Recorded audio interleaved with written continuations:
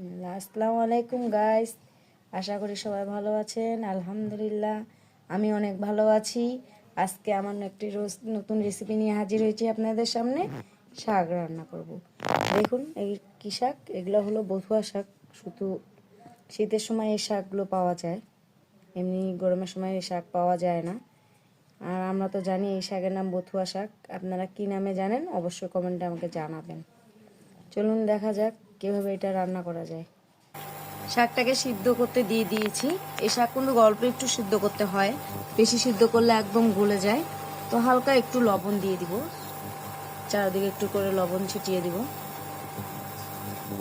আপনাদের যদি ভিডিও দেখতে সমস্যা হয় কমেন্টে আমাকে জানাবেন অবশ্যই, আর সঙ্গে থাকবেন। এই শাকটাকে কিন্তু হালকা সিদ্ধ করে নিতে হয়, বেশি সিদ্ধ করা যায় না, নাহলে গলে যায়। অনেকে এই শাক দিয়ে মাছ দিয়ে খায় অথবা আলু বেগুন দিয়ে রান্না করে খায়। আপনারা কিভাবে খান আমাকে জানাইবেন। দেখুন শাকটা সিদ্ধ হয়ে আসছে।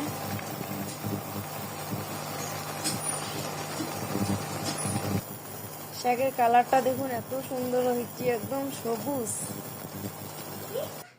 শাক সিদ্ধ হয়ে গেছে, শাকটা এখন আমি নামিয়ে দিব। শাক সিদ্ধ হয়ে গেছে, এখন আমি শাক বাগারের জন্য লাগবে আমার রসুন কুচি, একটু পেঁয়াজ কুচি, আর নিয়েছি শুকান মরিচ। আমি পেঁয়াজ রসুন এগুলো সব দিয়ে দিয়েছি এবং শুকান মরিচ এগুলোকে এখন আমি লাল লাল করে ভেজে নিব।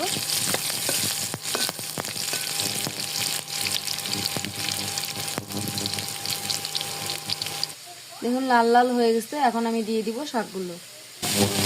শাকগুলো একটু করে ভেজে নেব এখন উলট পালট করে। শাকটা আমার খুবই পছন্দের, এই শাকটা আমাকে খুবই ভালো লাগে। আমার শাক রান্না হয়ে গেছে, শাক একদম কমপ্লিট। দেখুন যেরকম দেখতে সুন্দর হয়েছে, শাক খেতেও এরকম অনেক মজা।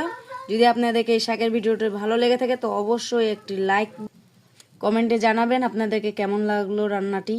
আর হলো যারা নতুন আমার চ্যানেলে তারা অবশ্যই আমার চ্যানেলে সাবস্ক্রাইব করবেন, আর যারা করেননি তারা অবশ্যই করবেন, আর যারা করেছেন তাদেরকে অসংখ্য ধন্যবাদ।